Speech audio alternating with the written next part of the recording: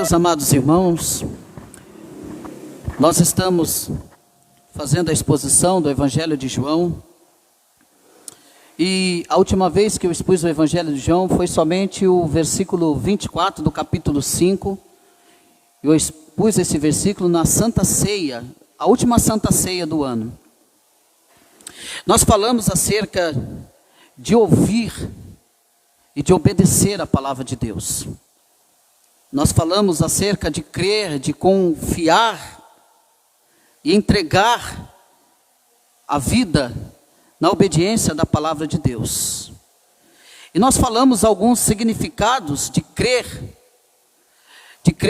nesse Deus que é Jesus, que crer em Deus é crer que Deus é amor, e que nessa forma, então, entrar em uma nova íntima relação com Cristo.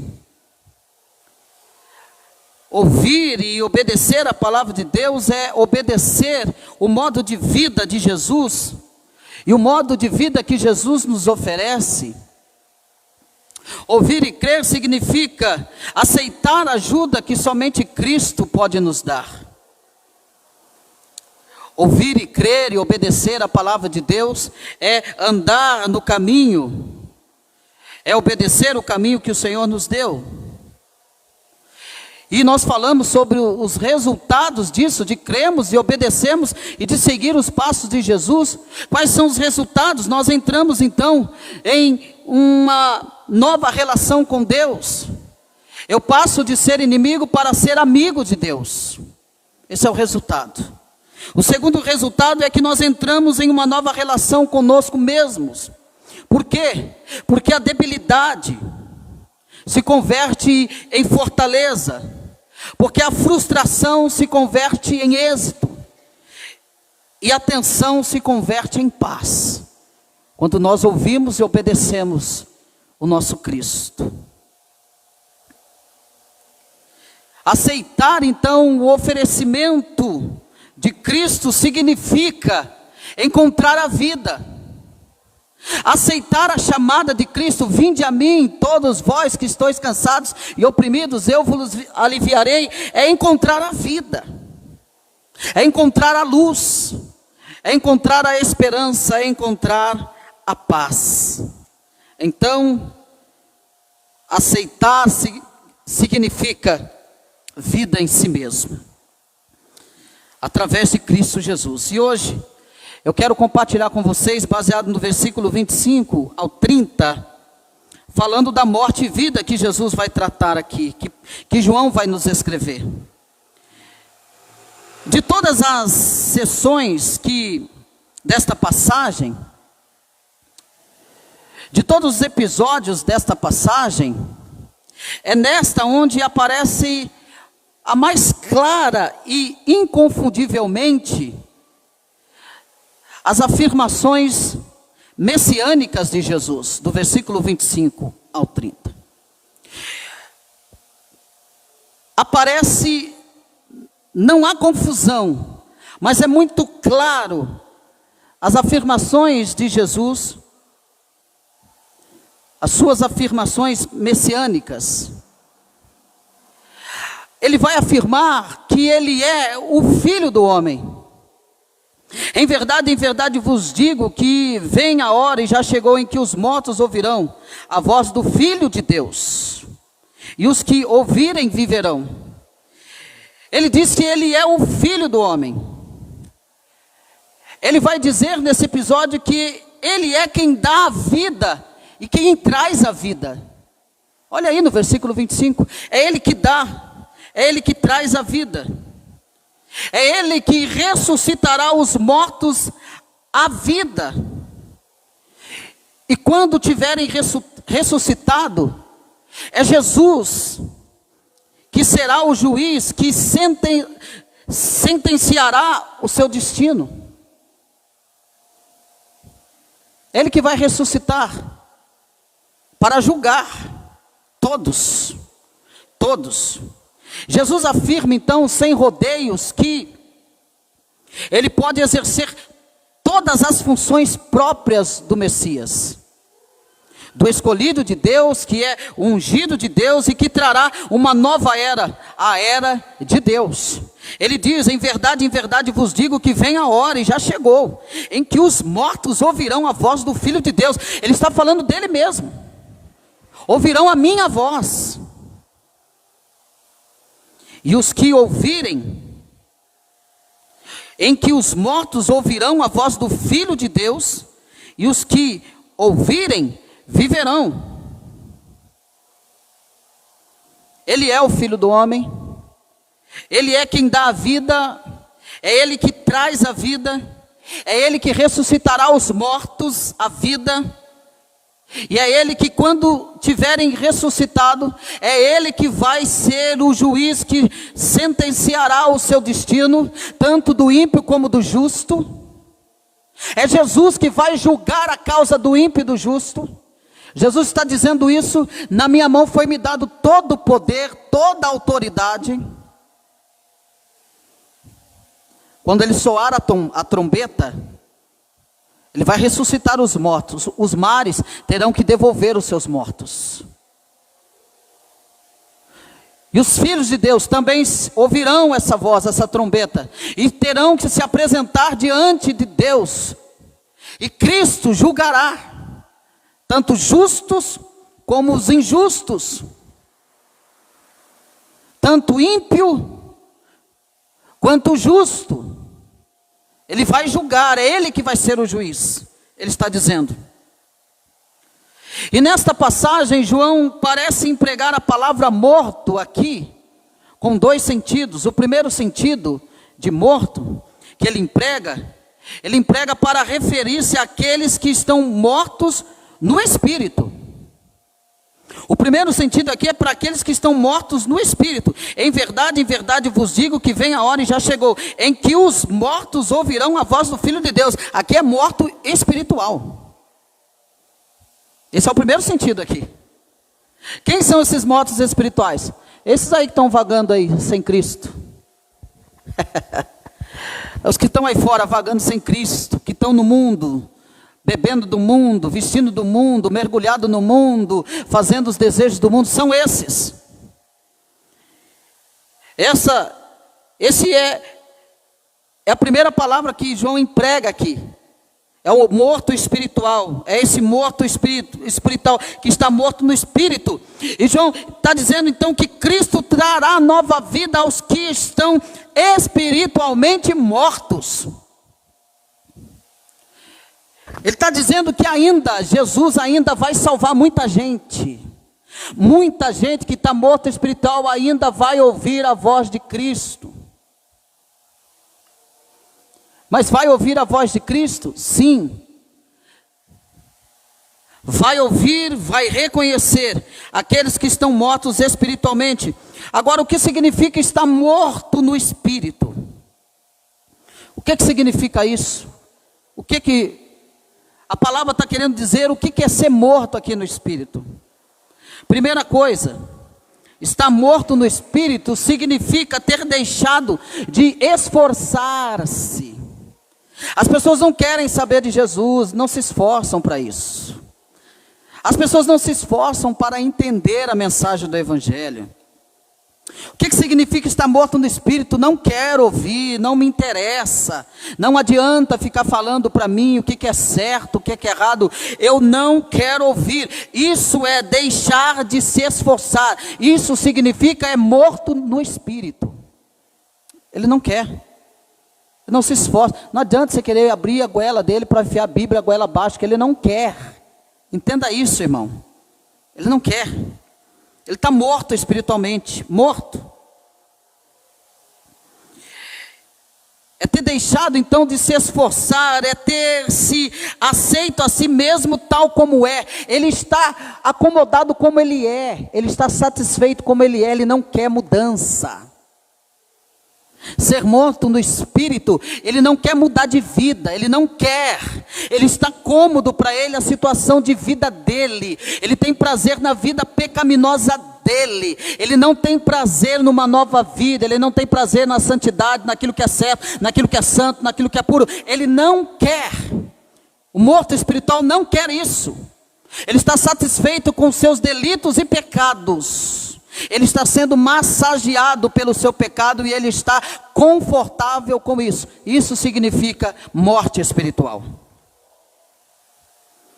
É ter chegado a considerar que todas as falhas são inevitáveis e impossíveis de corrigir, e que todas as virtudes são incansáveis.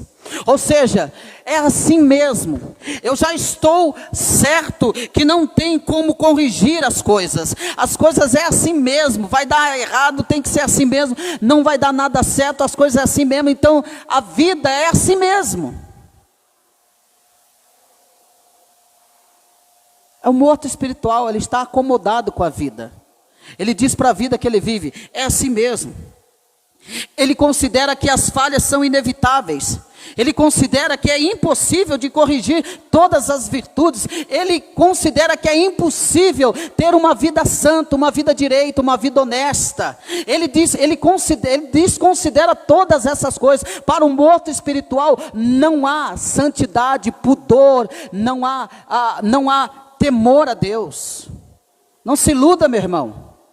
Não se iluda, minha irmã. Na mente dele é impossível que as coisas possam dar certo. Na mente do morto espiritual é impossível das coisas entrarem no eixo. O morto espiritual diz assim, não, é assim mesmo. A vida é assim. É isso mesmo, todo mundo faz, todo mundo fala, todo mundo age. Esse é um morto espiritual. Em verdade vos digo que quem ouve a minha palavra e crê naquele que me enviou, em verdade vos digo que vem a hora, e já chegou, em que os mortos ouvirão a voz do Filho de Deus. Esse é o primeiro morto, o espiritual. O que é morte espiritual? É ter renunciado a toda a esperança de progresso. Ele não acredita que vai avançar mais. Ele diz assim, já não tem mais jeito, é assim mesmo, não vou progredir, não vou avançar. A vida cristã não pode permanecer imóvel. A vida cristã, então, ela deve progredir ou retroceder. Mas para o morto espiritual, a vida não progride. A vida não avança, mas para a vida cristã, a vida deve progredir. Você tem que crescer, você tem que amadurecer, você tem que avançar. O cristão tem que crescer, tem que amadurecer, tem que avançar. O que é morto espiritual? É deixar-se de se esforçar, ou seja, significa abandonar até a própria vontade de progredir. E portanto, então, retrocede para a morte. A morte espiritual abandona a própria vontade de seguir. O que é estar morto no espírito, irmão Cristian? Significa ter deixado de sentir. Você acha que as pessoas, passou o ano 2021, as pessoas estão sentindo pena? Estão sentindo pena? Que o ano passou e não está na igreja? Não, pelo contrário, estão sentindo pena do que não conseguiram fazer. Queria ter bebido um pouco mais, ter feito um pouquinho mais de maldade, queria ter feito tudo aquilo que não presta, tudo aquilo que é deplorável a Deus. A pessoa abandona, então, a morte espiritual significa a pessoa abandonar a própria vontade de progredir. Então essa pessoa só vai retrocedendo para a morte. O ímpio que não progride, que não quer aquilo que é santo, ele só vai retrocedendo para a morte. Esse é o morto que Jesus está falando aqui. Esse é o morto que Jesus está falando, que vem a hora e já chegou, em que os mortos ouvirão a voz do Filho de Deus. O que significa estar morto? Significa ter deixado também de sentir. Há muita gente que em um momento experimentou um sentimento profundo ante o pecado, experimentou a dor e o sofrimento que existem no mundo, mas que pouco a pouco se foi acostumando.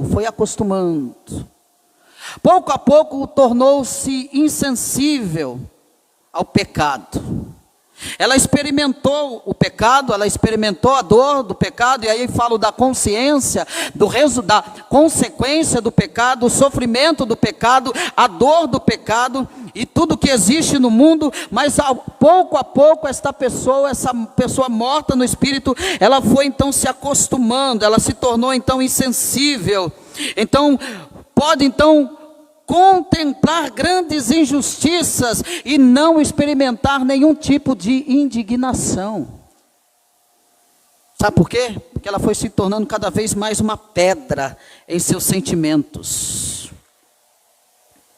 Ela vê injustiça e ela não tem nenhum sentimento. Ela não se comove. Ela não tem piedade. Ela não sente. Ela não quer saber, ela está preocupada consigo mesma, ela não está preocupada com o sentimento de ninguém. A gente tem que sair um pouco da criancice espiritual. Irmão, às vezes a gente tem que sair do leitinho, comer mocotó. A gente precisa comer mocotó para aprender que a vida não é brincadeira não. Que tem pessoas que não querem saber de Deus, não está nem aí para Deus, não está nem aí com sentimento, não quer saber de nada, não gasta saliva com quem não quer nada. Não perca tempo com quem não quer, com quem não quer ouvir, com quem não te recebe, com quem não ouve a palavra, com quem zomba. Não se misture com quem é abominação diante de Deus. A gente tem que crescer, amadurecer espiritualmente e começar a ter atitudes e princípios firmes e fortes de crente. Porque tem crente que por causa da amizade não fala a verdade para o outro. Tem crente por causa da amizade não fala a verdade para a família, não encara a família, não exorta a família, vai lá e escuta, e é conivente. Fale, mostre quem você é, que você é um crente, que você é um defensor do evangelho. Diga, está errado, meu Deus abomina isso. Não é tempo para ficar brincando, pensando, se eu falo ou não falo. Tem que falar, irmão. Porque o morto espiritual, ele se tornou insensível. O morto espiritual, ele pode contemplar sofrimentos e não sentir que uma espada de dor e tristeza está atravessando seu coração. Ele não sente.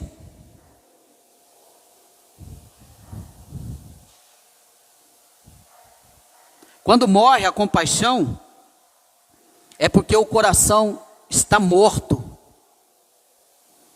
Quando você vê alguém que não tem compaixão por ninguém, seu coração está morto. Estar morto no espírito significa ter deixado de pensar. É esse morto que Jesus vai ressuscitar. Deixou de pensar. Tem um monte de gente fazendo loucura, besteira. Sabe por quê? Está morto no espírito, não pensa. Não pensa antes de agir, não pensa antes de falar, não pensa antes de ter atitude, vai agindo. Está morto no espírito. Fausto. Rapaz, peraí, pega o telefone meu com a minha mãe, por gentileza. Pega o telefone meu com a nossa irmã aí, por gentileza. Pois você me liga.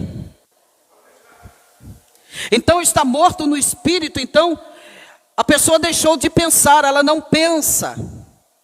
Ela não analisa. Lembram da mensagem do ano novo? Planeje sua vida de acordo com a vontade de Deus, é para pensar. Eu tenho que pensar como eu vou planejar a minha vida de acordo com a vontade de Deus. Então o morto no espírito, ele não pensa para agir, não pensa para falar, não pensa para atuar. Quando a gente chega a uma conclusão, está morto, quer dizer que quando a mente de um homem está tão fechada, que não pode aceitar uma nova verdade. Encontre um homem, um morto espiritual, e tente falar para ele da verdade do evangelho. Ele não aceita, ele não entende, porque ele está morto. Ele precisa ser ressuscitado. Ele não compreende a mensagem do evangelho. Daí está a explicação porque muitas pessoas ainda não se converteram. Ou Cristo ressuscita ele, ou ele continuará morto. Ele não aceita uma nova verdade. Esse homem pode estar fisicamente vivo, mas a sua mente e seu espírito estão mortos. ele não ouve. No dia em que o desejo de aprender nos abandona, o dia em que uma verdade nova, métodos novos, ideias novas se torna um estorvo, esse dia se produz a nossa morte espiritual. Quando a gente começar a deixar e abandonar de ouvir a verdade de Deus, de ouvir os métodos de Deus, de ouvir as verdades de Deus, quando isso começar a se incomodar você, isto é um sinal de que você está morrendo espiritualmente.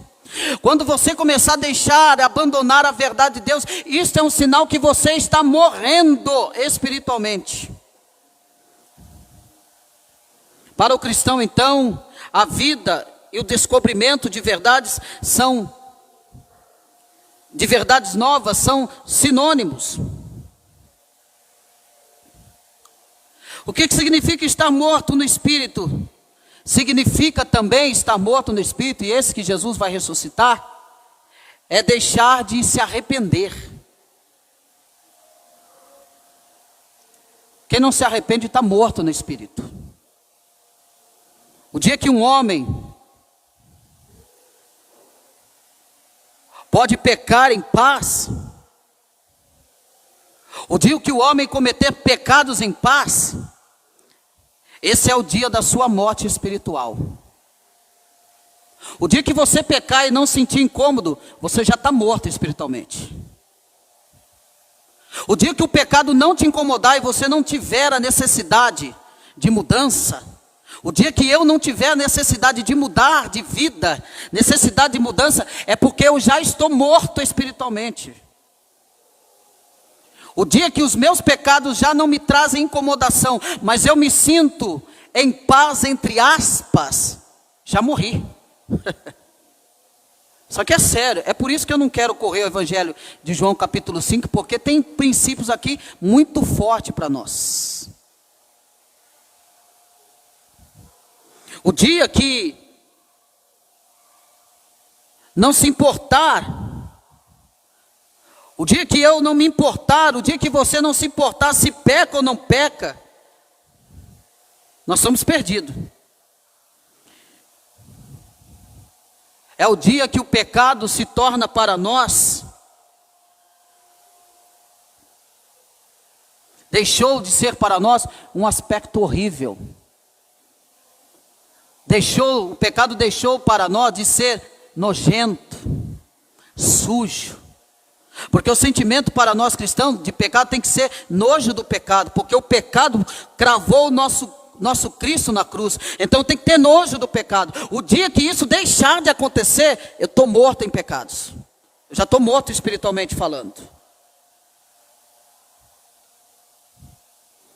O dia que eu praticar o mal sem o menor arrependimento ou luta interior, nesse dia morre também a minha alma.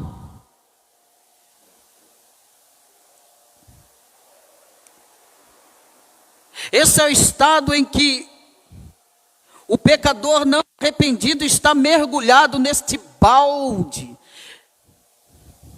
de sujeira.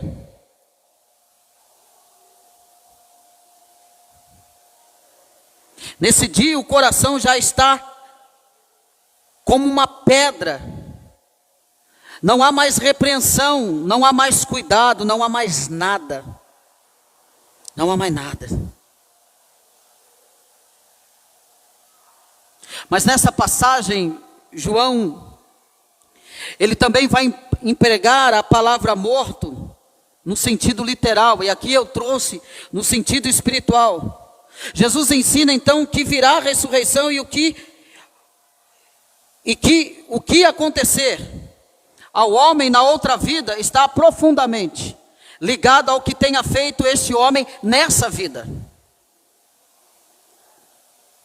O juízo vai implicar o que o homem fez nessa vida, na eternidade. Haverá implicações lá. Olha o que ele diz: porque assim como o Pai tem vida em si mesmo, também concedeu ao Filho ter vida em si mesmo. e lhe deu autoridade para julgar, porque é o Filho do homem. Deu autoridade para julgar. Há um aviso publicitário que diz assim: como você vai se sentir amanhã, depende do que você fizer hoje. O resultado de amanhã depende do que você fará hoje. A resposta de amanhã depende do que você disse hoje. O que nós fizemos hoje? O que fizemos hoje refletirá amanhã. A resposta vai vir amanhã.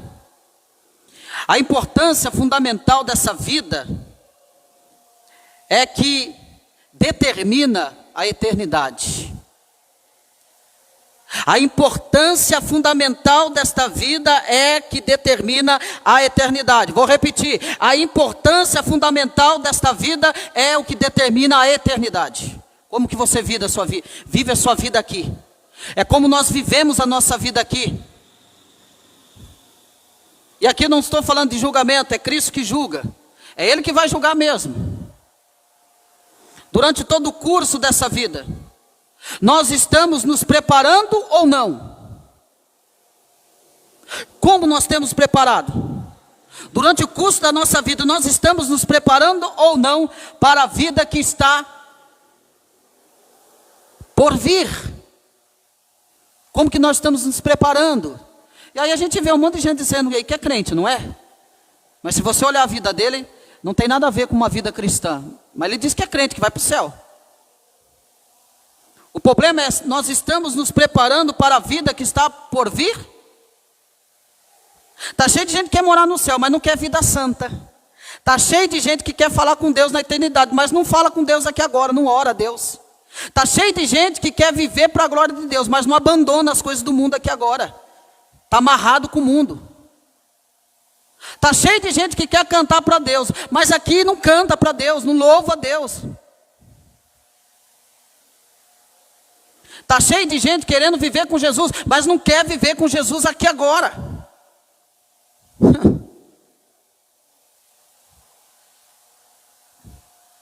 Está cheio de gente. A grande questão é se nós estamos preparados. A grande questão é se nós estamos fazendo dignos ou indignos de nos apresentar perante Deus. A nossa vida está glorificando a Deus. Ser digno não é na nossa dignidade, mas na dignidade de Cristo, é viver. Quando é, irmão Cristo, é que eu glorifico a Deus. Eu glorifico a Deus com a minha vida. Quando a minha vida, as pessoas olham para a minha vida e dizem assim: olha, verdadeiramente aquela irmã é uma serva de Deus. Verdadeiramente aquele irmão é um servo de Deus. Verdadeiramente aquele jovem glorifica a Deus. Por quê? Por causa da sua vida de exemplo, de santidade. A sua vida para Cristo. É por isso. Aí então glorifica a Deus.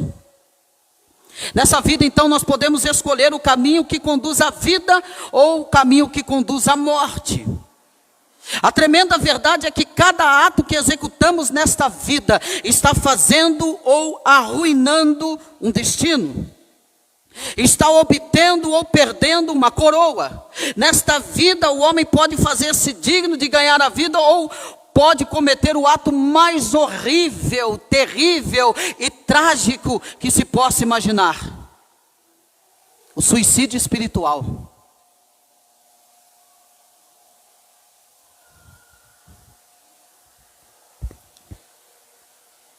Mas Jesus diz que Ele é o único juiz, o juiz verdadeiro. Ele diz, versículo 26, pois assim como o Pai tem vida em si mesmo, também concedeu ao Filho ter vida em si mesmo. Ele deu autoridade para julgar, porque é o Filho do homem. Não vos maravilheis disso, porque vem a hora em que todos os que se acham nos túmulos ouvirão a sua voz e sairão?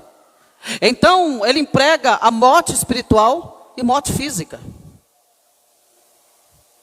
Morte espiritual e morte física. Versículo 29. Os que tiverem feito o bem, é aquilo que você faz, determina. Os que tiverem feito o bem para a ressurreição da vida, e os que tiverem praticado o mal para a ressurreição do juízo. As duas classes vão estar diante de Cristo para ser julgado. Fez o bem durante a sua vida? Amém. Está absolvido. Fez o mal? Vai ser julgado também. E aquele que fez o bem? Também vai ser julgado. Um vai ser julgado. O justo vai ser julgado. O justo por causa da justiça de Cristo. Vai ser julgado com o quê? Com misericórdia. Amém. E o ímpio? O ímpio vai ser julgado sem misericórdia. Acabou. Lá não tem chance não, um jeitinho brasileiro, segunda chance, lá não vai ter, não sabia, não deu tempo, não sei o quê. Lá não tem velho, não tem criança, não tem bebê, não tem nada. Diante dele todos vão ser julgados do mesmo jeito. Lá não é porque você era doente a vida toda que você vai ser desculpado de ir para o inferno. Nananina não. Enquanto você está aí respirando, está aí ouvindo e vendo a palavra de Deus, é a tua única oportunidade que você tem hoje, porque o amanhã não lhe pertence. Então não fique pensando para entregar a tua vida para Cristo amanhã, porque amanhã você pode não acordar mais. Amanhã você pode acordar diante do justo juiz e receber ainda a ira dele sobre você. É pesada essa palavra, mas eu tenho que dizer isso para você. Amanhã não te pertence, não fica cocheando em dois pensamentos. Amanhã eu vou fazer isso, amanhã eu vou ser melhor, amanhã eu decido fazer isso. Amanhã talvez não te dê tempo. Você não sabe quanto tempo você tem de vida. Eu não sei quanto tempo eu tenho de vida, eu não sei meu dia de amanhã.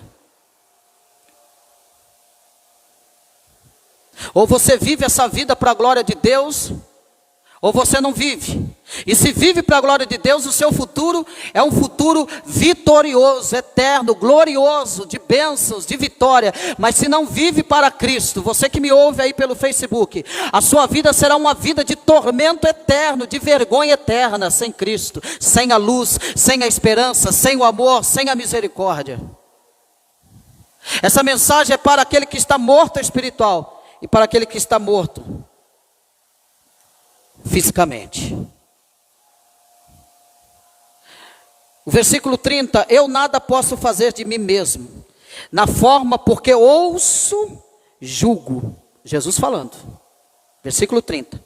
O meu juízo é justo, porque não procuro a minha própria vontade, e sim daquele que me enviou. Olha o que ele está dizendo aqui. Jesus, ele reclamou para si o direito a julgar. Não é estranho então que alguém lhe perguntasse com que direito se propunha julgar os outros. A resposta de Jesus foi que seu juízo era verdadeiro e pronunciar as palavras que Deus lhe dava para falar e pensar os pensamentos que Deus lhe dava a pensar. Tudo que eu fiz foi na vontade do meu Pai. Eu pensei com a mente do Pai, eu agi com a vontade do Pai. Então eu julgo porque o Pai me dá esse direito de julgar. Ele tem esse poder de julgar. O que Jesus afirmava era que quando ele julgava, tratava-se do juízo de Deus. O que ele dava o direito a julgar era a base sobre a qual assentava seus juízos, porque essa base não era outra senão a mente de Deus. Jesus já disse, eu faço a vontade do meu Pai, eu não faço a minha vontade. E agora na hora de julgar, ele está julgando segundo a vontade do Pai, porque ele não faz a sua própria vontade, mas a ele foi dado todo o direito para julgar, e ele vai julgar os homens. Jesus vai julgar os homens. Ele vem para julgar. Para qualquer homem é difícil julgar com justiça outro homem. Se nós analisarmos com sinceridade a franqueza, então veremos que há muitos atos que afetam os nossos juízos. E que se baseia sobre uma quantidade de coisas. Se ele fosse deixar para a gente julgar, pensa aí, pensou rápido? Quanta coisa você não vai julgar? É por isso que ele não te deu o direito de julgar. Porque a gente nós não somos santos, somos santificados. A cada dia, purificados. Não fomos nós que cumprimos a obra. Não fomos nós que pagamos o preço do pecado. Foi Ele que pagou. Foi Ele que venceu a morte. Foi Ele que derramou o sangue na cruz. O nosso juízo pode ser injusto, porque nos sentimos feridos em nosso orgulho. O nosso juízo pode ser cego e desonesto devido aos nossos preconceitos. O nosso juízo pode ser severo e inflamado pela inveja. É por isso que Ele não nos dá o direito de julgar ninguém.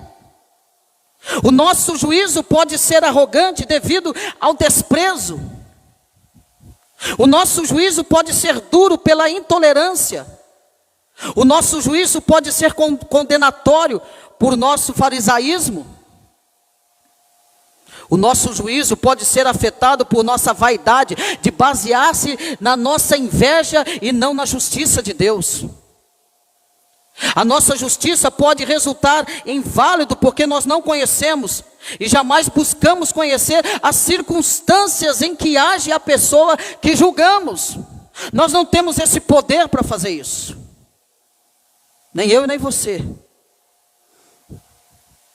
Quer dizer que pode estar viciado por uma ignorância cega, ou uma ignorância insensível, ou deliberada. Só um homem de coração puro e cujas motivações que são muito claras e sem nenhuma influência externa, pode julgar outro homem, e este homem é Jesus.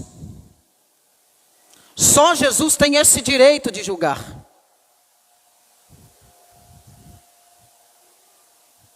Ou seja, dizendo em outras palavras, nenhum homem pode julgar o outro homem, mas Cristo pode. Cristo pode. Cristo que é santo e verdadeiro. Mas por outro lado, o juízo de Deus se baseia no caráter de Deus e que deve ser perfeito. Somente Deus que é santo e portanto só Deus conhece as pautas segundo as quais se deve julgar todos os homens e todas as coisas. Só Deus é perfeitamente amoroso e seu juízo é o único que pode fazê-lo na caridade pela qual deve ser feito então todo juízo autêntico. Jesus que pode julgar serenamente em santidade. Só Deus possui o conhecimento absoluto, o conhecimento da mente de um homem determinado.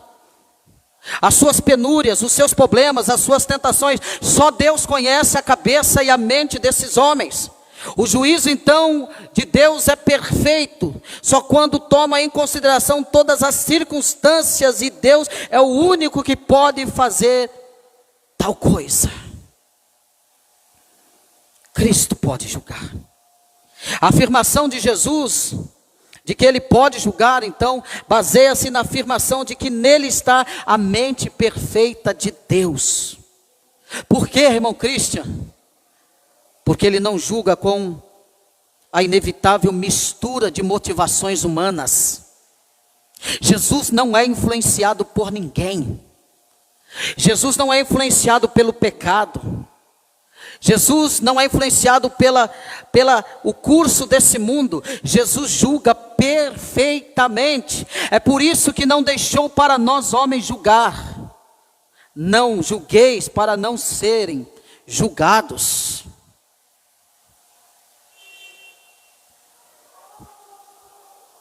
Jesus não julga com a inevitável mistura de motivações.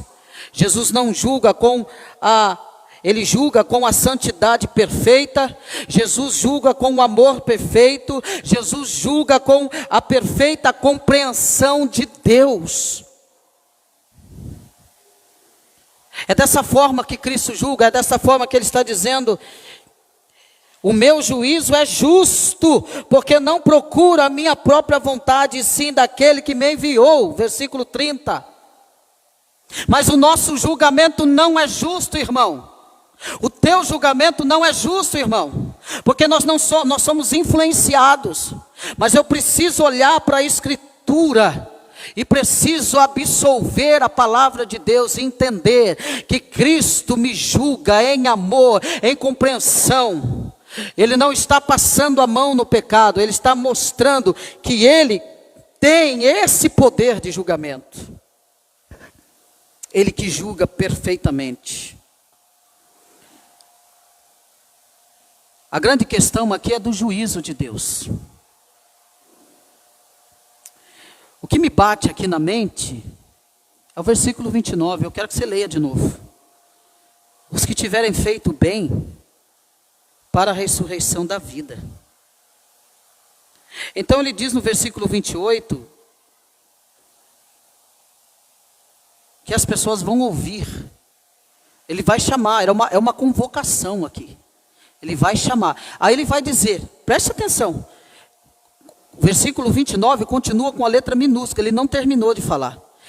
Eu vou chamar, eles vão ouvir, e, olha aqui que ele vai dizer, e os que tiverem feito bem, a hora que eu chamar, tiveram feito bem o quê? A vida, viveram a vida para a glória de Deus, fizeram bem, fizeram aquilo que é certo. É isso que Jesus está dizendo.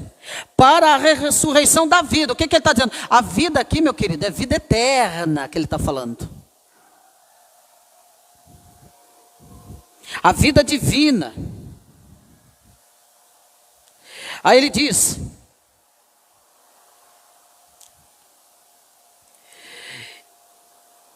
os que tiverem feito bem para a ressurreição da vida, e os que tiverem praticado o mal para a ressurreição do juízo. Entendeu? Ele vai chamar os que viveram para a glória de Deus, vai vir aqui na tribuna, diante da tribuna. E os que não viveram para a glória de Deus, vão ser chamados dois. E aí, irmã Celeste, ele vai julgar. Só que aqui ele já está deixando claro qual será o julgamento. Vergonha eterna e vida eterna com abundância. Vida vitoriosa e vida derrotada. Isso deve tremer o nosso coração. Mas quem vai julgar, irmão Christian? Quem vai julgar? O próprio Cristo. Que o Senhor nos ajude, que o Senhor tenha misericórdia de nós. Que o Senhor te use para propagar esse evangelho, a palavra de vida. Há muitas pessoas ainda que estão mortos em seus delitos e pecados, estão mortos espiritualmente, que ainda precisa ouvir a palavra de Deus. Essa palavra é de morte e vida. Morte e vida. Tem gente se iludindo que Jesus só é amor, amor, amor. Ele é justiça também. Tem gente que está vivendo a vida da maneira que quer, que acha, que pensa. Mas ele é justiça também, ele vai fazer justiça. E ele vai chamar uma hora para prestar conta. Ele vai convocar a humanidade para prestar conta, irmão. Então, a vida que você vive hoje determina quem você será amanhã. Que o Senhor nos ajude, que o Espírito Santo nos ajude a vivermos para a glória de Deus. Que o Senhor nos ajude. Eu quero que você curve a tua cabeça. Quero orar com você. Quero orar por tua vida. Que o Senhor nos ajude. Pense lá alguém da sua família que ainda não se converteu a Cristo. Peça para Deus te usar para falar do Evangelho para ele. Que o Espírito Santo abra o coração dele, a mente, para que ele se converta. Porque o juízo é certo, irmão, vai acontecer. A condenação vai acontecer. O céu também vai acontecer. O triunfo vai acontecer. Nós vamos morar com Jesus? Vamos. Mas há muitas pessoas que vão morar no inferno eternamente, se não ouvirem, se não vierem para Cristo. Curva a tua cabeça.